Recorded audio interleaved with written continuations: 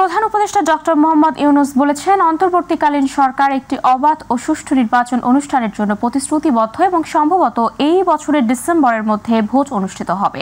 সোমবার রাষ্ট্রীয় অতিথি ভবন যমুনায় ইউরোপীয় ইউনিয়নের সমতা, প্রস্তুতি ও সংকট ব্যবস্থাপনা বিষয়ক কমিশনার হাসতা লাবিব দেখা করতে গেলে এই কথা বলেন প্রধান উপদেষ্টা। সাক্ষাৎকালে ইইউ এর কমিশনার হাসতা লাবিব বলেন, ইইউ এবছর বাংলাদেশের রোহিঙ্গা সংকট মোকাবিলা ও মিয়ানমারের পশ্চিম রাখাইন রাজ্যে সংঘাতে আটকে পড়া মানুষের সহায়তায় ৬৮ মিলিয়ন ইউরো সহায়তা দেবে। অধ্যাপক ইউনূস রোহিঙ্গা সংকটের প্রতি তার সরকারের অব্যাহত সমর্থনের পুনর্ব্যক্ত করে বলেন, এটি বাংলাদেশের জন্য একটি বড় সমস্যা। বহু বছর ধরে এটা চলমান কিন্তু এর কোনো তারিখ নেই। লাবিব ডক্টর ইউনূসের নেতৃত্বের প্রশংসা করে বলেন, অন্তর্বর্তী সরকারের প্রতি জোর সমর্থন রয়েছে ইউরোপীয় ইউনিয়নের। অন্তর্বর্তী সরকারের প্রধান উপদেষ্টা ডক্টর মোহাম্মদ ইউনূস বলেছেন, একটি পলাতক দল দেশ ছেড়ে চলে গিয়েও দেশকে অস্থিতিশীল করার জন্য সর্বাত্মক চেষ্টা করছে। বিবিসি বাংলাকে দেয়া এক সাক্ষাৎকারে তিনি এই কথা বলেন। প্রধান উপদেষ্টা বলেন, দেশের অর্থনীতি ঘুরে দাঁড়িয়েছে, সারা বিশ্বে আস্থা অর্জন করতে পেরেছে এই সরকার। রাজনৈতিক দলগুলোর ঐক্যমত্যে গঠিত জুলাই চার্টার অনুযায়ী আগামী নির্বাচন অনুষ্ঠিত হবে বলেও জানান ডক্টর ইউনূস। আতিকুর রহমান, তিতাসের রিপোর্ট। সহজ করে আনা সেই চেষ্টাটা। প্রধান উপদেষ্টা অধ্যাপক মোহাম্মদ ইউনূস তার নেতৃত্বে অন্তর্বর্তীকালীন সরকারের প্রায় ৭ মাসে আইনশৃঙ্খলা পরিস্থিতি, সংস্কার ও নির্বাচন, ছাত্রনেতৃত্বে নতুন দল গঠন সহ রাজনৈতিক ঘটনাপ্রবাহ নিয়ে কথা বলেছেন বিবিসি বাংলার সঙ্গে। একান্ত সাক্ষাৎকারে তিনি কথা বলেছেন ভারত বাংলাদেশ সম্পর্ক নিয়েও। তিনি বের করে আনতে পারেন নিয়মগুলো। প্রধান উপদেষ্টা সাক্ষাৎকার নেন বিবিসি বাংলার সম্পাদক মীর সাব্বির। এ সময় ডক্টর ইউনূসকে প্রশ্ন করা হয়, প্রধান উপদেষ্টা হিসেবে গত ৭ মাসে কতটা সফল হয়েছেন তিনি। জবাবে ডক্টর ইউনূস বলেন, দায়িত্ব নেয়ার পর তার প্রথম চেষ্টা ছিল ধ্বংসস্তূপ থেকে দেশকে উঠিয়ে আনা। সব তছনছ হয়ে গেছে, কোনো জিনিস আর ঠিক মতো কাজ করছে না। ধ্বংসাবশেষ থেকে এসেছিলাম, এখন একটা নতুন চেহারা আসছে, ভেসে উঠছে যে আমরা অর্থনীতি সহজ করেছি। বর্তমান বাংলাদেশ আগের থেকে কতটুকু পরিবর্তিত হয়েছে এমন প্রশ্নের জবাবে প্রধান উপদেষ্টা বলেন, বিশ্বের বিভিন্ন দেশ অন্তর্বর্তী সরকারকে সমর্থন জানিয়েছে। এছাড়া দেশের মানুষেরও সরকারের উপর আস্থা রয়েছে। দেশ বিদেশের আস্থা অর্জন করেছি, এটা তো পরিষ্কার। সারা দুনিয়ার আমরা আস্থা স্থাপন করতে পেরে তারা আমাদের উপর আস্থা স্থাপন করেছে। তারা বলছে আমরা অতীতে যা করি না তার চাইতে বেশি করবো। দেশের আইন শৃঙ্খলা বিষয়ে করা প্রশ্নের জবাবে তিনি বলেন, একটি পলাতক দল দেশ ছেড়ে চলে গেছে এবং তারা সর্বাত্মক চেষ্টা করছে দেশকে অস্থিতিশীল করার জন্য। একটা পলাতক দল দেশ ছেড়ে চলে গেছে, তাদের নেতৃত্ব চলে গেছে, তারা সর্বাত্মক চেষ্টা করছে এটাকে আনসেটল করার জন্য। এটা তো সবসময় থ্রেট আছে, প্রতিক্ষণই আছে, প্রতি জায়গাতেই আছে। যেসব সুপারিশে সব রাজনৈতিক দল একমত হবে, সেই সব বিষয় গঠিত জুলাই চার্টার অনুযায়ী পরবর্তী কার্যক্রম এবং নির্বাচন অনুষ্ঠিত হবে বলেও জানান ডক্টর মোহাম্মদ ইউনূস। আমরা একেবারে প্রত্যেকটা সুপারিশ দেব, সুপারিশের সঙ্গে কথা থাকবে আপনার রাজনৈতিক দল এটাকেই সমর্থন করে, এটাতে রাজি আছেন। কোন সুপারিশে সবাই একমত হয়েছে, সবাইকে আহ্বান জানাবো, আপনারা সবাই যেহেতু একমত হয়েছেন সই করে দেন জুলাই চার্টার। এর মতোই আমরা এখন চলবো, সেই পরিপ্রেক্ষিতে তখন নির্বাচনটা হবে। আতিকুর রহমান, তিতাস, মাই টিভি। যেটা নির্বাচনের পরে রাজধানীর কাকরাইল এলাকায় আঞ্জুমান মফিদুল ইসলামের নতুন ভবন আঞ্জুমান JR টাওয়ারের উদ্বোধন করেছেন প্রধান উপদেষ্টা প্রফেসর মোহাম্মদ ইউনূস। বিকেলে এক অনুষ্ঠানে এই সময় অন্যান্যদের মধ্যে উপস্থিত ছিলেন উপদেষ্টা ডক্টর সালেউদ্দিন আহমেদ ও আলী ইমাম মজুমদার, আঞ্জুমানে মফিদুলের সভাপতি মুফলে আর ওসমানী এবং সহ সভাপতি গোলাম রহমান। নতুন ভবন উদ্বোধন শেষে এতিম শিশুদের সঙ্গে ইফতার করেন প্রধান উপদেষ্টা। এ সময় তিনি সমৃদ্ধ আগামীর বাংলাদেশ গড়তে সবার অংশগ্রহণের উপর জোর দেন।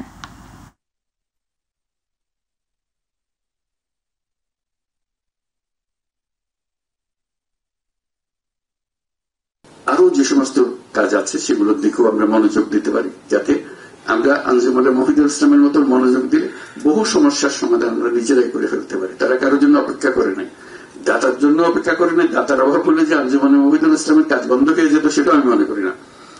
তারা যে উদ্দেশ্যে এসছে তারা কোনো দাতার জন্য অপেক্ষা করে নাই। দাতা হলে বেশি লাশ করবো, দাতা কম হলে আমরা কম লাশ করবো। আমার মনে হয় না আঞ্জুমানে মফিদুল ইসলাম সেইভাবে কাজ করে হিসাব করে যে আমাদের টাকা অনুসারে লাশ হবে, এরকম না। তারা তাদের যে নিজের আগ্রহ এবং দায়িত্ববোধ থেকে এটা করে, মানে আল্লাহর কাছে তারা এটার জন্য দান পাবেন। আমরা আজকে শুভকামনা করি, এটার অগ্রগতি কামনা করি। দ্বিতীয় রিপাবলিক বাস্তবায়ন করতে হলে জনগণের ভোটে নির্বাচনের মাধ্যমে সংসদে এসে তা বাস্তবায়ন করতে হবে বলে মন্তব্য করেছেন বিএনপির স্থায়ী কমিটির সদস্য আমির খসরু মাহমুদ চৌধুরী। আর সিনিয়র যুগ্ম মহাসচিব রুহুল কবির রিজভী আহমেদ বলেছেন, সকলের অংশগ্রহণে অবাধ, সুষ্ঠু ও নিরপেক্ষ নির্বাচনের পরিবেশ নিশ্চিত হয়েছে কি না তা দেশের মানুষ জানতে চায়। রাজধানীতে আলাদা অনুষ্ঠানে তারা এই কথা বলেন। ইউসুফ আলীর রিপোর্ট। জাতীয়তাবাদী কর আইনজীবী ফোরামের নেতাকর্মীদের সাথে নিয়ে বিএনপির প্রতিষ্ঠাতা ও সাবেক রাষ্ট্রপতি জিয়াউর রহমানের সমাধিতে ফুল দিয়ে শ্রদ্ধা নিবেদন করতে যান দলের স্থায়ী কমিটির সদস্য আমির খসরু মাহমুদ চৌধুরী। এ সময় তিনি বলেন, সরকারের সদিচ্ছা থাকলে জনগণের মতামত নিয়ে দেশের স্বার্থে যে কোনো কাজ করা সম্ভব। জনগণের প্রত্যাশা বলছে এবং সেখানে তো কোনো সমস্যা আমরা দেখি না, বাট মূল কথা হচ্ছে আপনি নির্বাচনে যেয়ে জনগণের কাছে আপনি ম্যান্ডেট নিতে হবে। যেটাই আপনি ভাবছেন, ভাবতে কোনো অসুবিধা নেই, কিন্তু ম্যান্ডেট নিতে হবে জনগণের কাছে। নির্বাচন তো জুন মাসের মধ্যে সম্ভব। নির্বাচন কমিশন যেটা বলছে, তারা তো তাদের প্রস্তুতি সম্বন্ধে কোনো সন্দেহ তো কেউ প্রকাশ করছে না। সুতরাং এটা তো সরকারকে বলতে হবে, সরকারের পলিটিক্যাল উইল থাকতে হবে, ইচ্ছা থাকতে হবে, এবং সেটার অপেক্ষায় জনগণ আছে। নয়াপল্টনে বিএনপির চেয়ারপারসনের উপদেষ্টা অধ্যাপক শাহিদা রফিকের জানাজায় দলের সিনিয়র যুগ্ম মহাসচিব রুহুল কবির রিজভী আহমেদ বলেন, সংকটকালীন সময়ে শাহিদার মতো সাহসী নেতারা প্রেরণা জুগিয়েছে। দেশের নাগরিক যেভাবে বাঁচতে চায়, সেই বাঁচার জন্য যে সমস্ত প্রতিষ্ঠানগুলো শক্তিশালী হওয়া দরকার, সেই প্রতিষ্ঠানগুলো এখনো সেই কার্যক্রম শুরু হয়নি। আপনি বিচার বিভাগ বলুন, আইন শৃঙ্খলা বাহিনী বলুন, আপনি প্রশাসন বলুন, নির্বাচন কমিশন বলুন, আসন্ন নির্বাচন কবে হবে, কিভাবে হবে, এবং মানুষের মধ্যে যাতে কোনো ধরনের দ্বিধা না থাকে, একটা অবাধ সুষ্ঠু নির্বাচনে সকলের অংশগ্রহণ নিশ্চিত হয়, এই পরিবেশগুলো এখন মানুষ নিশ্চিত করতে চায়। মানুষগুলো এদেশের জনগণ জানতে চায় সেই পরিবেশের দিকে যাচ্ছে কিনা। পরে তার কফিনে ফুল দিয়ে শেষ শ্রদ্ধা নিবেদন করেন দলের বিভিন্ন পর্যায়ের নেতারা। ইউসুফ আলী, মাই টিভি, ঢাকা। জামাতে ইসলামের আমির ডক্টর শফিকুর রহমান বলেছেন, শহীদদের নিয়ে জামাত কোনো রাজনীতি করবে না, অন্যরাও যেন না করে সে আহ্বান জানান তিনি। শহীদরা সবার পরিবারের সদস্য উল্লেখ করে সকলকে তাদের খোঁজ নেওয়ার অনুরোধ জানান। শহীদরা অপমানিত হয় এমন কোনো কাজ না করার আহ্বান জানান সবার প্রতি। এবারের ঈদ হবে শহীদ পরিবারের সাথে বলে প্রতিশ্রুতি দেন জামাত আমির। রাজধানীর ইস্কাটনে জামাতে ইসলামী ঢাকা মহানগরী দক্ষিণের উদ্যোগে জুলাই অভ্যুত্থানে আহত, পঙ্গু ও শহীদ পরিবারের সম্মানে ইফতার মাহফিল অনুষ্ঠানে এসব বলেন তিনি। আমরা যে শহীদ স্মরণিকাটা প্রকাশ করেছি, এটা আপনাদের সহযোগিতার কারণেই সম্ভব হয়েছে। আমরা বলেছিলাম যে আপনাদের কাছে স্মরণিকা পৌঁছে যাবে, পরপর কিছু জরুরি কাজ পড়ায় আমরা এখনো পৌঁছাতে পারিনি। আমরা চেষ্টা করব রমজান মাসের ভিতরেই আপনাদের সবার কাছে 10টা ভলিউমের মধ্যে যে ভলিউমে এই শহীদের নামটা আছে, অন্তত এই ভলিউমটা আপনাদের হাতে তুলে দেওয়ার। আর যদি আল্লাহ তৌফিক দেন, তাহলে চেষ্টা করব 10টা ভলিউমই আপনাদের হাতে ক্রমান্বয়ে দিয়ে দেওয়ার। রাজধানীর ভাটারা থানাধীন শাহজাদপুরে সৌদিয়া হোটেলে লাগা আগুনে 4 জন নিহত হয়েছেন। নিহতদের 4 জনই পুরুষ। ফায়ার সার্ভিসের মিডিয়া সেলের কর্মকর্তা বলেন, বেলা 12টা 17 মিনিটে আবাসিক হোটেলে আগুন লাগার ঘটনা ঘটে। খবর পেয়ে 4টি ইউনিট প্রায় আধা ঘন্টা কাজ করে আগুন নিয়ন্ত্রণে আনে। হোটেল ভবনটি 6 তলা ছিল, কিন্তু আগুন লাগে 2 তলায়। আগুন নিয়ন্ত্রণের পর ফায়ার সার্ভিসের তল্লাশি দল হোটেলের ভেতরে 4 জনের মরদেহ পায়। সব মরদেহ পাওয়া যায় 6 তলায়। 6 তলার বাথরুমের ভেতরের 3টি সিঁড়ির গোড়ায় মরদেহ পাওয়া যায়। সিঁড়ির দরজার তালা মারা ছিল, ফলে অতিরিক্ত ধোঁয়ায় শ্বাসকষ্টে তাদের মৃত্যু হয়। ঢাকা ও চট্টগ্রাম বিভাগের সরকারি প্রাথমিক বিদ্যালয়ের সহকারী শিক্ষক পদে উত্তীর্ণ 6,531 জন প্রার্থীকে নিয়োগপত্র দেওয়ার সরকারি সিদ্ধান্ত বাতিল করে হাইকোর্টের রায় স্থগিত করেছেন আপিল বিভাগ। দুপুরে আপিল বিভাগের জ্যেষ্ঠ বিচারপতি মোহাম্মদ আশফাকুল ইসলামের নেতৃত্বাধীন 3 সদস্যের আপিল বিভাগ এই আদেশ দেন। গত 6 ফেব্রুয়ারি ঢাকা ও চট্টগ্রাম বিভাগের সরকারি প্রাথমিক বিদ্যালয়ের সহকারী শিক্ষক পদে উত্তীর্ণ 6,531 জন প্রার্থীকে নিয়োগপত্র দেওয়ার সরকারি সিদ্ধান্ত বাতিল করে রায় দেন হাইকোর্ট। বিচারপতি ফাতেমা নজিব ও বিচারপতি মাহমুদুর রাজিব হাইকোর্টে বেঞ্চ এই রায় দেন। জাতীয় প্রেস ক্লাবের সামনে অবস্থান ধর্মঘটরত নন এমপিও শিক্ষকদের সাথে সংহতি প্রকাশ করেছে বাংলাদেশ জামাত ইসলামী। দুপুরে দলের নায়েবে আমির ও সাবেক এমপি অধ্যাপক মুজিবুর রহমান ধর্মঘটরত শিক্ষকদের সঙ্গে সাক্ষাৎ করতে যান। এ সময় কেন্দ্রীয় কর্ম পরিষদ সদস্য ও ঢাকা মহানগরী দক্ষিণের সেক্রেটারি ডক্টর শফিকুল ইসলাম মাসুদ সহ কেন্দ্রীয় ও মহানগরী নেতৃবৃন্দ উপস্থিত ছিলেন। এ সময় নায়েবে আমির দ্রুত এই সংকট সমাধানের উদ্যোগ নিতে অন্তর্বর্তী সরকারের প্রতি আহ্বান জানান। বাংলাদেশের রাজনৈতিক দলগুলো যদি ঐক্যবদ্ধভাবে কোনো দাবি উচ্চারণ করে এবং সেটা আদায়ের জন্য চেষ্টা করে, সেই দাবি বাস্তবায়িত হয়ে থাকে, এটাই ইতিহাসের বৈশিষ্ট্য বলে আমরা দেখেছি। জিয়া চ্যারিটেবল ট্রাস্ট দুর্নীতি মামলায় বিএনপি চেয়ারপারসন খালেদা জিয়াকে 7 বছরের দণ্ড থেকে হাইকোর্টের দেওয়া খালাসের রায় বহাল রেখেছেন আপিল বিভাগ। সকালে বিচারপতি মোহাম্মদ আশফাকুল ইসলামের নেতৃত্বাধীন আপিল বিভাগ এই আদেশ দেন। এ সময় ব্যারিস্টার মাহবুব উদ্দিন খোকন বলেন, খালেদা জিয়ার বিরুদ্ধে দুদককে ব্যবহার করেছিল আওয়ামী লীগ। এর আগে গত 23 ফেব্রুয়ারি খালেদা জিয়াকে 7 বছরের দণ্ড থেকে খালাসের রায়ের বিরুদ্ধে আপিল বিভাগে আবেদন করে রাষ্ট্রপক্ষ দুর্নীতি দমন কমিশন। গত 27 নভেম্বর জিয়া চ্যারিটেবল ট্রাস্ট দুর্নীতি মামলায় খালেদা জিয়াকে 7 বছরের দণ্ড থেকে খালাস দেন হাইকোর্ট। সাবেক প্রধানমন্ত্রী বিএনপি চেয়ারপারসন বেগম খালেদার বিরুদ্ধে শেখ হাসিনার সময় অর্থাৎ আওয়ামী লীগ সরকারের সময় একটা মিথ্যা মামলায়, যার চ্যারিটেবল ট্রাস্ট নামে অভিহিত, সেই ট্রাস্ট মামলায় তাকে সাজা দেওয়া হয়েছিল। মহামান্য হাইকোর্ট সে মামলায় তাকে খালাস দিয়েছেন। পতিত স্বৈরাচার ক্ষমতা আসার 1 বছরের মাথায় তাকে একটি নোটিশ করলেন তার অবৈধ সম্পদ বিবরণী দাখিল করার জন্য। আপনারা জানেন যে দুদকের মামলার ফরমেশনটা হচ্ছে যে কোনো মামলা এফআইআর লঞ্চ করার পূর্বে একটি অনুসন্ধান হয়, তদন্ত হয়। এই মামলায় একজন তদন্তকারী কর্মকর্তা দুদক নিয়োগ করলো, তিনি তদন্ত করলেন। তদন্তে তার কোনো অবৈধ সম্পদ অর্জনের কোনো ডকুমেন্ট পাওয়া গেল না। দর্শক, এবারে মাই টিভি বিশেষ।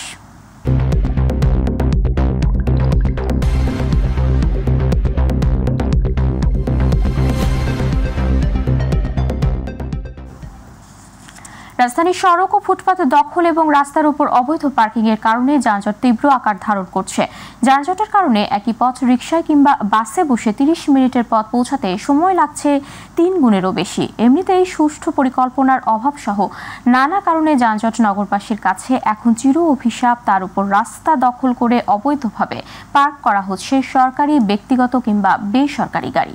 মনোয়ার হোসেনের ক্যামেরায় আবু সাইদ অপু রিপোর্ট। রাজধানী ঢাকার যানজট শুধু এই মহানগরীর নয়, সারা দেশের মানুষের জন্য মাথা ব্যথার কারণ হয়ে দাঁড়িয়েছে। প্রতিদিন নগরবাসীর পাশাপাশি বিভিন্ন জেলা থেকে বিভিন্ন কাজে কয়েক লাখ মানুষ বিভিন্ন জরুরি কাজে রাজধানীতে এসে যানজটের শিকার হন। যানজট নিরসনে একের পর এক ফ্লাইওভার নির্মাণ করা হলেও পরিস্থিতি ইতিবাচক উন্নতি ঘটেনি সড়ক ব্যবস্থাপনার ক্ষেত্রে। রাজধানীর যেখানে সেখানে গাড়ি পার্কিং চলার পথকে সংকুচিত করে ফেলছে এবং তা যানজটের অন্যতম কারণ বলে বিবেচিত। পরিকল্পিত পার্কিং ব্যবস্থা গড়ে না ওঠায় ব্যস্ত সময়েও রাস্তা দখল করে গাড়ি পার্কিং এর ঘটনা ঘটছে অহরহ, আর এতে নগরীতে অসহনীয় যানজট আরো তীব্রতর হচ্ছে।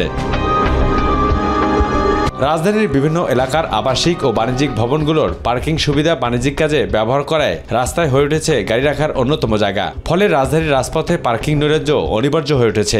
রাজধানীতে অন্তত 20,000 বহুতল ভবনে পার্কিং সুবিধা নেই। ফ্ল্যাট অনুপাতে পর্যাপ্ত পার্কিং সুবিধা নেই আরো লক্ষাধিক বহুতল ভবনেও। বহুতল ভবনগুলোর কার্যকর পার্কিং সুবিধা না থাকায় গাড়ি বাধ্য হয়ে রাখতে হচ্ছে রাস্তার পাশে। একটা রিক্সা এদিকে আরেকটা গাড়ি এদিকে, একটা গাড়ি বার করে তখন আটকে থাকে মানুষে। গাড়ি তো এখানে রাখা অপরাধ।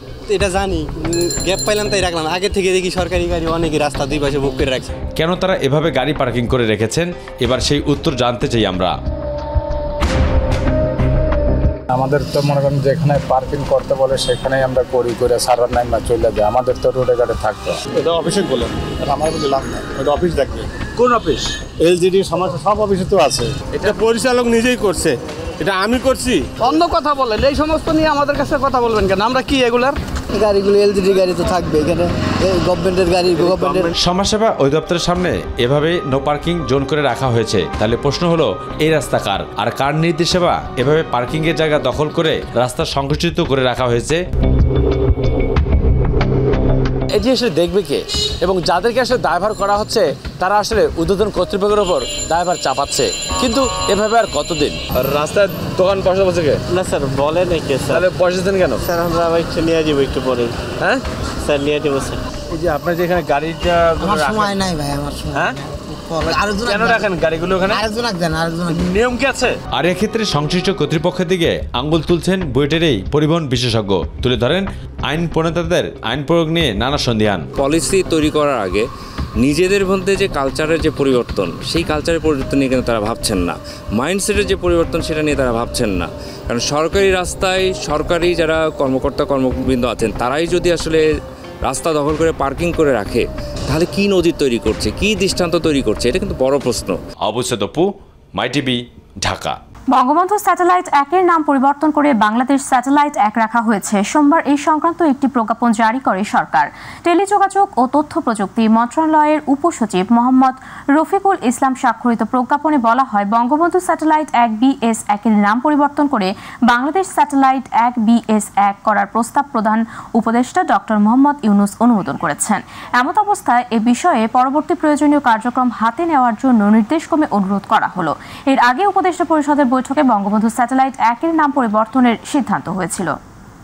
সোয়েটারের পিস রেট বৃদ্ধি, ছুটির টাকা সময় মতো পাওয়া সহ নানা দাবিতে প্রায় 2 ঘন্টা ঢাকা আরিচা মহাসড়ক অবরোধের পর প্রত্যাহার করে নিয়েছে শ্রমিকরা। শিল্প পুলিশ জানায়, পিস রেট বৃদ্ধি, ছুটির টাকা সময় মতো পাওয়া ও শ্রমিকদের সাথে মালিক পক্ষের খারাপ ব্যবহারের প্রতিবাদে সকাল 10টায় ঢাকা আরিচা মহাসড়কের সাভারের উলাইল এলাকা অবরোধ করে রাখেন নামাগর গ্যান্ডা এলাকার ডায়নামিক সোয়েটার ইন্ডাস্ট্রিজ লিমিটেড কারখানার প্রায় 3000 শ্রমিক।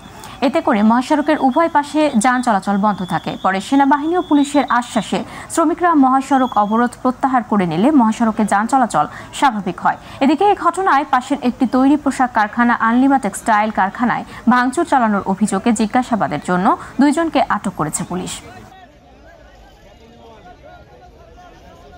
গাজীপুরের ভোগুড়াতে প্যানোরামা অ্যাপারেলস কারখানায় শ্রমিক অসন্তোষের জেরে কারখানার একটি গাড়িতে আগুন ধরিয়ে দেয় বিক্ষুব্ধ শ্রমিকেরা। এ সময় শ্রমিকেরা ঢাকা ময়মনসিংহ মহাসড়ক প্রায় 1.5 ঘন্টা অবরোধ করে রাখে। সকালে বিক্ষুব্ধ শ্রমিকরা কারখানায় এসে কাজ বন্ধ করে মহাসড়কের পাশে অবস্থান নেয়। এ সময় বিক্ষুব্ধ শ্রমিকেরা কারখানার একটি মিনি ট্রাক ও বেশ কয়েকটি মোটরসাইকেলে আগুন ধরিয়ে দেয়। খবর পেয়ে শিল্প পুলিশ ঘটনাস্থলে গিয়ে পরিস্থিতি নিয়ন্ত্রণে আনে। গাজীপুর শিল্প পুলিশের পুলিশ সুপার AKM জহিরুল ইসলাম জানান, শ্রমিক অসন্তোষের জেরে আশেপাশের কয়েকটি কারখানা আজকে ছুটি ঘোষণা করা হয়েছে এবং তারা নিচে নেমে আসে এবং গেটের বাহিরেও কিছু উচ্ছৃঙ্খল লোকজন ছিল, তাদের সাথে যোগ দিয়ে কিছু একটি মোটর সাইকেল এবং কিছু গাড়ি পুড়িয়ে দেয়। নারায়ণগঞ্জের সিদ্ধিরগঞ্জের ঢাকেশ্বরী এলাকার একটি টিন শেড বাসায় গ্যাস লাইন লিকেজ থেকে বিস্ফোরণের ঘটনা ঘটেছে। এতে নারী শিশু সহ দগ্ধ হয়েছেন 8 জন। ভোররাতে দগ্ধ অবস্থায় তাদেরকে জাতীয় বার্ন প্লাস্টিক সার্জারি ইনস্টিটিউটে ভর্তি করা হয়। দগ্ধরা হলেন সুমাইয়া জান্নাত, সামিরা, সাব্বির এবং হান্নান। আহতদের সবার অবস্থায় আশঙ্কাজনক বলে জানিয়েছেন চিকিৎসক। জাতীয় প্লাস্টিক সার্জারি ইনস্টিটিউটের আবাসিক সার্জন জানান, নারায়ণগঞ্জের ঢাকেশ্বরী এলাকা থেকে দগ্ধ অবস্থায় নারী শিশু সহ 8 জনকে হাসপাতালের জরুরি বিভাগে আনা হয়। তাদের চিকিৎসা দেওয়া হচ্ছে। পরে ফায়ার সার্ভিসকে ফোন দেওয়া হয়েছে, ফায়ার সার্ভিস আসে নাই। এর আগে আমরা নিভাই ফেলছি।